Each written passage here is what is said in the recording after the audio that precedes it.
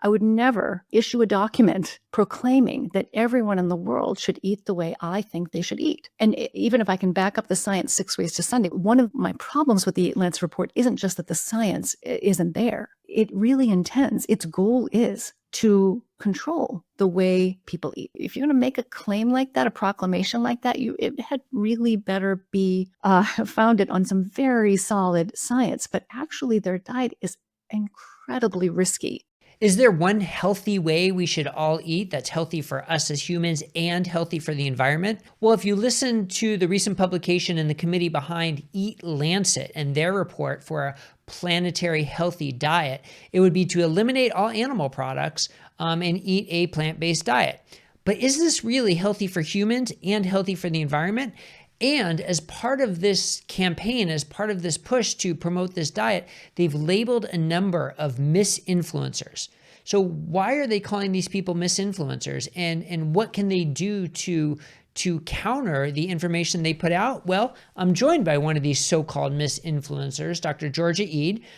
She joins me as she normally does on a number of our recordings here, but this time to specifically talk about EAT-Lancet, what it is, what it's meant to address, how it's maybe falling short, and what about this whole concept of misinfluencer. So I hope you enjoy this interview, this very enlightening and informed interview with Dr. Georgia Ede. Hey, Georgia, welcome back. Thank you. It's nice to be back, Bret. Yeah, today's going to be a little bit different. We've had so many recordings about, various mental health issues as it relates to metabolic psychiatry and metabolic health, which have been wonderful. So I hope everybody goes back and listens to those, whether it's our tapering series or whether it's our mailbag episodes or so many other recordings. But this one is specifically going to be about the EAT-Lancet diet or the Planetary Health Diet, because there's been a lot of buzz about it recently. Now that EAT-Lancet is coming out with a 2.0 version of their recommended diet for planetary health, but along with it came this list of misinfluencers, and I got to put those in big air quotes, of which you were one of them. So I want to get into all of this, but first let's rewind for a second and talk about what EAT-Lancet and the Planetary Health Diet even is. And if you just Google it and say it's meant to address unsustainable food systems which cause environmental damage and suboptimal human diets leading to poor health. That's sort of like how they sort of frame it. And of course, you could argue one way or another what actually does that. But give us your perspective on what EAT-Lancet is and why it's being done and why it's important. Yeah, so the original EAT-Lancet report, which came out in 2019, that report, well, first let's talk about what EAT and Lancet even are. So EAT is a nonprofit startup that's dedicated to, in their words, transforming our global food system through sound science, impatient disruption, and novel partnerships.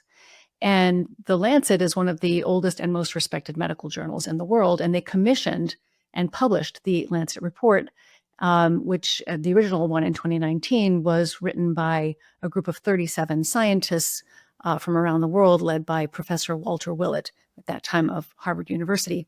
And so the original goal of that document, in their own words, is a great food transformation that seeks to achieve an environmentally sustainable and optimally healthy diet for the world's people by 2050.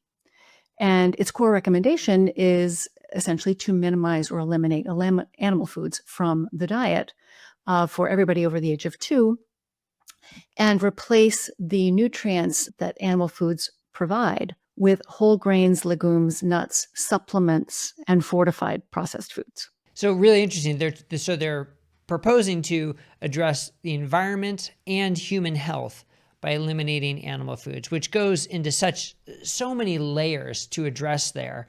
But first, let's talk about the environment. Let's get that out of the way quickly, because neither one of us are environmental scientists. But I mean, there's this just blatant disregard for animals having any beneficial impact in the environment, and animals, or certainly ruminant animals, by definition being dangerous for the environment in this type of proposal. And even though neither one of us are environmentalists or environmental scientists, I think we know enough to say that's pretty superficial and doesn't go into the nuances and the details, which can show exactly the opposite. But what's your take on that? Right. It really doesn't make sense for us to think about the existence of animals, including ruminant animals on the planet, as being inherently unhealthy for the environment. I mean, they've been here for a very, very, very long time. And so simply their existence is not a threat to the environment. I mean, really, as you say, I'm also not qualified by any stretch of the imagination to evaluate the environmental aspects of the report. Um, and there are others who take issue with the way that the information is presented and question a lot of the conclusions that the commission came up with. But I think that we can all agree that there are major problems with the way that we produce both plant and animal foods, especially industrially mass produce plant and animal foods, and that these do need to be addressed. And of course, we, even those of us who include meat in our diets and those of us who advocate for the inclusion of meat, seafood, poultry, eggs, animal foods in the healthy human diet, we care about the planet too, and we care about animal welfare too. And so the question is, the first question to ask is, what is the healthiest diet? What are the healthiest foods for humans? And we answer that question first, and then we gather the best minds in the world who understand agriculture and environment and aquaculture and everything else to help us figure out, okay, what are the ways in which we can produce those foods that are optimal in the human diet in healthier and less destructive ways to make the healthy diet more sustainable. But the first question is, what is the healthiest diet for humans? So the fact that they've branded this diet the PHD, or the Planetary Health Diet, is very telling. It's really not branded the HHD, the Healthy Human Diet. It's not branded the BHD, the Brain Healthy Diet. It's branded the Planetary Health Diet. So I'm not sure that that would be my first priority. I care about both of these things, but we do need to get our facts straight about what humans should be eating for optimal physical and mental health before we try to figure out how to do things better. Yeah, I love that perspective, that we should really be focusing on the healthy human diet first, and then doing that in a beneficial planetary and environmental way. And as you mentioned, the industrial production of plant-based matter or plant-based foods is certainly not friendly to the environment, which this with EAT-Lancet doesn't necessarily address either. So we really have to weigh both of those. But it all comes down to the human diet. So what science or what research has been done on this type of diet and how it can benefit or be detrimental to human health? What's your summary of that? Right. So, and in this new report, which came out, just this week, the EAT-Lancet 2.0, so to speak, the original was 2019, it's now 2025, 6 years later. The diet is almost identical to the version 1.0. It's 100 calories fewer per day. It's 2,400 calories instead of 2,500 calories per day. It's otherwise identical to the original diet, and they acknowledge this in their report, that it's essentially unchanged. So there is really no news there in terms of what the recommendations are. But the main issue with the report is that, the argument that they're making is that, in order to save the planet, not just save the planet, but also save human health, to preserve and protect human health, is that we minimize or eliminate animal foods from the diet. And you're asking, okay, what is the evidence for that? What is the science? They say sound science is one of their pillars. And the vast majority of science that they use to back up their claims comes from the field of nutrition epidemiology. And nutrition epidemiology, we don't need to go into the details. There are other places you can read about that. including chapter 3 of my book, which is all about nutrition epidemiology and the risks of relying on this kind of methodology. Nutrition epidemiology, in a nutshell, it's simply a way to generate hypotheses. It's a way to generate theories about what the relationship might be between certain foods and certain health problems. These are guesses, and these are wild guesses. This is my view. They're based on these, food frequency questionnaires, large surveys of great numbers of people over long periods of time, trying to understand what people eat and whether there's a relationship between what they eat and how healthy they are. So these questionnaire-based guesses these are the theories that are generated about how what might be going on between our diet and our health. So the vast majority of the information in the report comes from epidemiological studies. So these are untested theories by and large. There's very little information that comes from randomized controlled trials, clinical experiments, human biology. That information, where it does exist, is dismissed, excluded, ignored, downplayed in favor of, in many cases, the guesswork that comes from nutrition epidemiology. And this may have to do with the fact that one of the co-chairs for this new EAT-Lancet, there were 3 co-chairs. There were 70 authors of the second EAT-Lancet report. And there were 3 co-chairs, and one of them is Professor Walter Willett, who really invented the use of nutrition epidemiology to study human nutrition. So he, of course, is very invested in this method and really relies on it quite heavily when evaluating human health. Yeah. I think that we don't need to delve into epidemiology anymore. I think you did a great job setting it up and how it really is unreliable for making global recommendations. But it also comes down to this concept that there's one healthy way for people to eat, and everybody should eat in this way. And that's just that starting with that concept is so bizarre to me, because we're all different. We all have different metabolism. We all have different genetics. We all have different likes. We all have different preferences. We all have different lifestyles. So to think that there is one way that we can all eat just seems incredibly misguided, and also completely disregarding the potential benefits that animal foods can have in a diet. So help me make sense of this.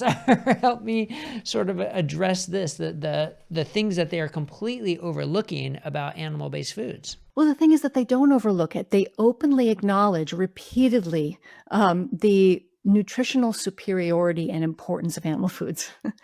There are direct verbatim quotes that I could read you right now from the report, where they acknowledge how important these foods are. But then in the same breath, they will say, but meat is too dangerous. It's too dangerous to include. Yes, it's important. Yes, it's more nutritious. Yes, it contains, higher quality protein, et cetera, et cetera. And yes, it would be beneficial for people to include these foods in their diet, but it's too dangerous. Nutritionally, it's important, but it's too dangerous. It's going to cause diabetes. It's going to cause cardiovascular disease, et cetera, et cetera. And so, and all of that information, but human health, but meat is an apocalypse on a plate. Whenever they make those claims, they are always basing those claims about the risks of meat to human health on nutrition epidemiology studies. And again, that's untested guesswork. So I think this is, they acknowledge repeatedly in the report that, so for example, I have a quote right here. Red meat is high in protein, heme iron, and other minerals, but is also high in saturated fat and cholesterol and low in essential polyunsaturated fatty acids. And then they say red meat intake has also been positively associated with, when you hear associated with, that means epidemiology, with unhealthy weight gain and risks of gestational diabetes, that's the diabetes of pregnancy, colorectal cancer, frailty, and unhealthy aging. So they say it's nutritious, but epidemiology says it's dangerous. This is the drumbeat that you hear throughout the report. And so this is really the fundamental problem with this document. Yeah. I mean, that's pretty frustrating. But there also have been studies showing by eliminating meat and sticking to this plant-based diet that there are significant micronutrient deficiencies. And it seems like, do they acknowledge that too and just say, oh, but you can supplement that, so it's okay to eat a nutrient deficient diet because you can supplement? Or how do they address that? Right. So again, a quote from the report: intake of calcium, vitamin B12, iron, and iodine from the PHD, the Planetary Health Diet, warrant further attention, especially in populations that have low dietary diversity. So essentially they're saying we fall short, our diet falls short with respect to at least 4 key nutrients. And then again, their answer is supplementation and fortified processed foods to make up those gaps. And of course, calcium, vitamin B12, iron, and iodine are easiest to obtain, and in some cases only possible to obtain from animal foods. So instead of recommending animal foods as a solution, they won't do that because they are afraid that meat is going to harm people's health. And so they recommend supplements and fortified processed foods. And while we're talking about deficiencies and what's best for human health, I mean, here we are at Metabolic Mind, where we focus on the brain, we focus on mental health. So you talked a little bit about I guess you could say, the deficiencies of this diet for health, but what about specifically for mental health? Right. So again, I'm going to take the quoting from the report. So B12, for example. So B12 is a very, very important nutrient for brain development, for brain health, for neurological health. So they say global average vitamin B12 intake, which is already somewhat insufficient, was slightly reduced in the Planetary Health Diet when not optimized. Vitamin B12 intake is likely to be low if consumption of all animal-sourced foods is on the lower end of the PHD ranges, for example, in vegan and vegetarian diets, and no supplementary foods are consumed. This merits attention because deficiencies can result in permanent neurological damage. So again, they acknowledge that, that animal source foods are really vital for optimal human health, but they stop short of recommending them because of these associations, these very weak and untested associations between meat and chronic health problems. Yeah, and I know in your book you spend a lot of time talking about the benefits of animal source foods for brain health. And let's also talk about protein. I mean, the most bioavailable protein for the least number of calories and certainly the least number of carbohydrates comes from animal source foods. And trying to replace that with plant source foods is not impossible, but certainly more challenging, and comes with more calories and more carbohydrates and more processing.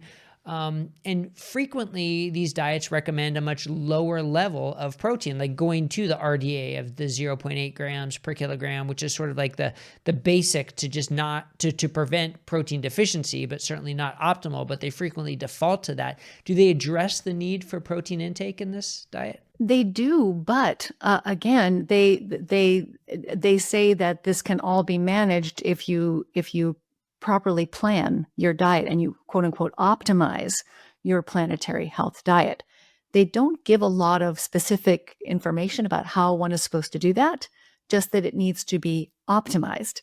And they in the report, just as they did in 2019, they openly acknowledge that their planetary health diet is inadequate, nutritionally inadequate for pregnant women, for growing children, for teenage girls, for women of reproductive years, for the malnourished, for the impoverished, and for people over the age of 50. In all those cases, there are risks that need to be carefully adjusted for, and the diet needs to be optimized and supplemented and fortified. And when you think about that, you think, well, now they don't recommend their diet for anybody under the age of 2. So up to the age of 2, you're allowed to have the animal foods that you need to grow your brain, to develop your brain. After that, you're on your own. The problem with this plan isn't just that it requires an awful lot of special fussing and planning and a lot of knowledge that many people may not have at their fingertips to be able to construct a diet that's going to meet all their needs. But if you think about who all of those people are and who the most vulnerable people are on that list, it's women and children. This diet is especially dangerous for women and children. And women and children are the ones, at least in my experience, who take these recommendations more to heart. Children and women are more susceptible to messages that are about planetary health and animal welfare. I mean, so many other issues, but another one is that a diet like this or a dietary recommendation like this completely disregards that we have likes and dislikes, and we have hunger and emotions and cravings, and that, to make one blanket recommendation like this completely ignores those. And then I guess the other point is, like, sure, if you live in New York City and there's a plant-based restaurant on every corner, you're going to do just fine. But if you're in rural Nebraska or Kentucky or the inner cities or Africa or wherever, like, the challenges to meet your nutritional needs with this type of diet are enormous. So do they make an effort to address those as well? Well, no. So, one thing that they emphasize a number of times in the report is that they really intend for their diets, they view their diets as flexible and inclusive. And by that, they mean that, it's support. I believe in the report, they used terms like flexitarian, pescatarian, vegetarian, vegan, and they refer to different types of cultural traditions around food, that the diet allows for, cultural diversity. But what the diet does not allow for, it doesn't allow for a low carbohydrate pattern. It doesn't allow for a ketogenic pattern. It doesn't allow for a paleo pattern. It doesn't allow for a carnivore pattern. So it only allows for the patterns that fit within their description of what a planetary healthy diet should look like. So it's inclusive. It allows you to go all the way down to 0 in terms of nutritious animal foods, but it doesn't allow you to go say below 53% of carbohydrate per day. It doesn't even, it's very interesting, some of the recommendations they make. So for example, they kind of arbitrarily decide these ranges for different foods. And they'll say, for example, with seafood, you can have 0 to 100 grams of seafood per day. And then they arbitrarily decide that 30 grams is what they should recommend in the Planetary Health Diet. They recommend for beef, pork, and lamb, 15 grams per day on average, but you can go down as low as from all the way down to 0 up to 30 grams per day. But what's interesting is when you look at sugar, because for sugar, the range is 0 grams to 30 grams per day. And they actually end up recommending 30, the maximum in that range. It really doesn't make any sense. So why recommend any sugar at all? And the other thing that's interesting is the unsaturated plant oils. So unsaturated plant oils, including soybean, canola, and sunflower, which they explicitly list as included among the unsaturated plant oils. They say you should have between 20 and 80 grams per day. You're not allowed to go down to 0 on your ultra processed factory formed plant oils. 0 is not allowed. And these are not minimally processed whole foods by anyone's definition. And yet multiple times in the report, they say that their recommendations are based on whole foods principles. But on what planet is a factory produced seed oil a whole food? It doesn't make any sense. So I think it's pretty clear their definition of a whole food diet and their definition of scientifically sound are very different than what ours and hopefully the majority of the world define those as, which really pokes some big holes in this diet and makes it very concerning. So without putting words in your mouth, I guess just a simple yes or no answer. Is this diet a optimal diet for human health? It is not. And they acknowledge that. I really do think that they do acknowledge that, because any diet that needs fortification and supplementation is obviously not an optimally healthy human diet. Right. Now, So because you answered that way, let's get to now the juicy part of this. Because you answered that way, in advance of the release of the 2.0, there was actually a release of the MisInfluencers, air quotes, MisInfluencers, who have done an organized approach to discredit and attack EAT-Lancet. Their words, not mine. And you were listed as a very high-ranking member of this. So first, how does it feel to be labeled as a MisInfluencer? It's interesting. I actually think it's a very good thing. And the reason why is, clearly the content that I produced that criticized the Lancet report came to their attention. And I think that that's no small thing. And I would like to believe that the content that I and others produced had a lot to do with the fact that they felt the need to produce this report to try to discredit all of us. And I think it may also have had something to do with the way the report was re-released. I noticed that certain things that I criticized about the report are no longer there, and that certain, and I'm not the only one. I'm certainly not the only one who produced content critiquing the report. So, and then also there are certain concerns that I and others voiced about the content of the report that it appears as though the authors have gone to great lengths to try to acknowledge and address without actually addressing them, but they're trying to make it look as though they're addressing these shortcomings. So it's a wonderful thing, honestly, to be able to have this dialogue in a way, with the authors of the report and with the public, because before social media, if a report like this were issued, very few people would have even had access, been able to read it, and very few people would have had access to constructive criticism of the report. And so it would have been harder to generate criticism and a debate around whether or not we should follow these recommendations. So I do think that it is a good thing, that it helps. I like the fact that they're paying attention to what we said, even though they're not addressing our concerns. Yeah, I think we can say a lot about the way they went about it, and we're going to get to that. Yeah. So you had a really good post on Instagram where you listed sort of the comments they made about you as a MisInfluencer. So I want to read this one. So Dr. Eid posted an opinion piece in Psychology Today in which she claimed the EAT-Lancet diet is vague, inconsistent, unscientific, and downplays the serious risks to life and health opposed by vegan diets. And then they go on to talk about Psychology Today. It's a popular outlet. It has internal fact-checking. And then you posted, so which of my claims are illegitimate? Because they listed this as being something you're saying as a MisInfluencer, but didn't address why that's actually wrong. Now, that's kind of troubling that they can't back up their reasoning for why you are a MisInfluencer.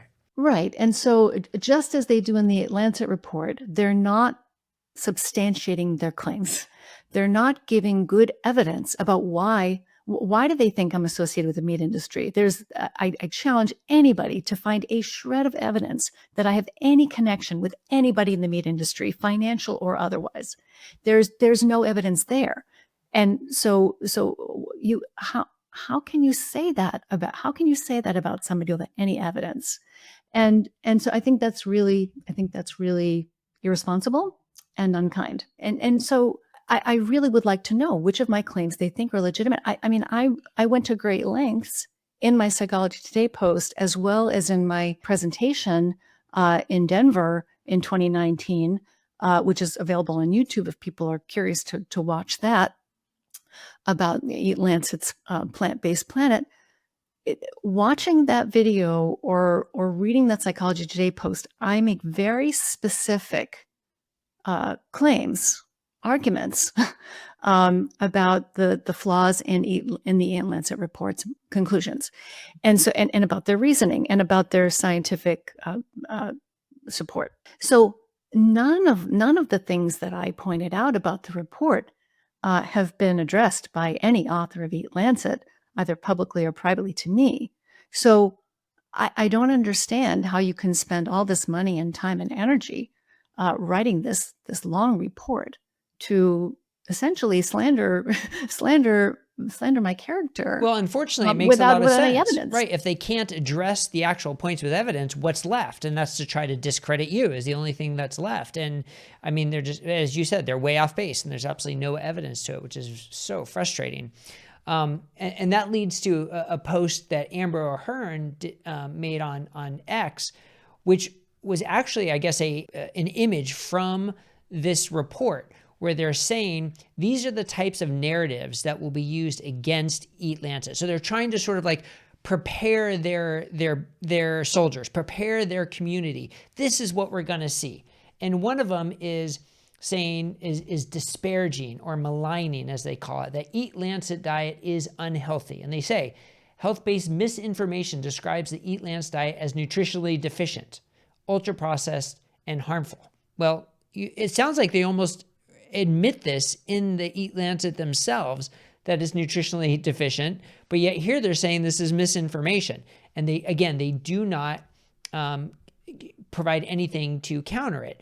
And then they say, people will say it's not good for the environment. Okay, well, pesticides and monocropping and so forth, they don't really address that. Undermining the science and research, that it's based on poor science, which you said. They don't really address the opposite. And so many other things that they say these are what the MisInfluencer are saying, but they don't address why that's wrong. And as I'm reading this, I'm saying, yeah, those are all correct. So what did you think when you saw this report? Well, I mean, I like I said, I actually think ultimately it means that we have struck a chord, we've struck a nerve, and that some of the arguments that we're making, they must be indefensible. If they had good information to counter our arguments with, I would hope that they would publish that. But I don't think they do. And if they did, they haven't shared them with us or the public. So, I think that it's all they can really do, as you're saying, is to question our character and our motives and our financial motives in particular. But there really isn't any evidence. I can only speak for myself. There isn't any evidence that I'm connected with the meat industry or any food industry. And so, but there is evidence, very good evidence, that EAT-Lancet is connected to major big food corporations, including corporations that produce ultra-processed foods and chemical fertilizers and pesticides and food additives and so forth. And that information is publicly available for anybody to see. So in a way, it feels as though they are accusing us of the very tactics that they themselves have used to try to gain influence over the way food is produced and consumed. And I'm nutritionally pro-choice, so I believe, I'm convinced by the science that animal foods, particularly meat, seafood, poultry, eggs, it doesn't have to be all of those things, but the animal foods belong in the optimal human diet, belong in a brain healthy diet. But I am still nutritionally pro-choice. I would never issue a document proclaiming that everyone in the world should eat the way I think they should eat. And even if I can back up the science 6 ways to Sunday, which I have done in my book, it's still, everyone, I think, deserves the right to choose the diet that they feel most comfortable eating. And one of my problems with the EAT-Lancet report isn't just that the science isn't there. It really intends, its goal is to control the way people eat, and that this is the diet that everybody is supposed to follow within these margins, within these ranges of grams of this and that. So I think that's, I mean, if you're going to make a claim like that, a proclamation like that, it had really better be founded on some very solid science. But actually, their diet is incredibly risky and it really on very, very shaky ground, and is going to put a lot of people at risk for nutritional deficiencies, particularly, as I said, women, children, and more vulnerable people in the world. Yeah, so many good points there, and especially what you mentioned about really trying to control the diet that everybody eats. They use that as one of their misinformation points too, which is actually exactly what they're doing though, and they didn't address how that's not the case. And their conflicts of interest and their who's sponsoring this is so blatant. Where it's so frustrating that they would try and turn that on you. And then, of course, the nutrient and nutrition deficiencies and how it can lead to poor health. I mean, it's all just so right there and so frustrating that they would just ignore that so much of this and try and put it out as what we should all be doing. So I can't thank you enough for taking the time and the energy and putting up with the frustration to address all this, because we need voices like yours, just like we did in 2019. So the world knows that this isn't a one-sided issue, that there are many other issues we need to address, and there are many faults in this that we need to address. Not that it's not important to look for a diet for human health and for planetary health, but this isn't it. So I can't thank you enough. Well, you're very welcome, and thank you for inviting me on to talk about it. I mean, all I really want is for people to be able to see what went into this report and to kind of pull the curtain back on it and understand what it actually means and what it actually says, and to really be very, very careful with to construct your diet in a way that's going to be healthy for you. The main reason why I do this kind of work is because I know that there are a lot of people out there who are not going to read this report, or they're going to read it and it's going to be too hard to sort through. And it's not written for the general public. It's a very difficult report to read. The nutrition section is only 7 pages long, but it still takes hours, to really read it and understand what they're saying and what kind of science or research it's based on. It's not a quick thing. And so I hope that it's useful to people, I guess is what I'm saying. Yeah, I'm sure it will be. I'm sure there will be more. So as the discussions continue, maybe we'll update this in the future too. But again, thank you. Thank you for being a proper health influencer, as I would label you, and not an influencer. And I look forward to our next meeting. Well, thank you very much. Thank you for watching. If you want to see more, check out these recommended videos. Also, if you haven't already, don't forget to subscribe to our channel to stay up to date with our content and help us expand the movement. And if you want to sign up for our newsletter, access our resources, read the latest research, or check out the Think Smart framework, click here to visit our website. See you on the next video.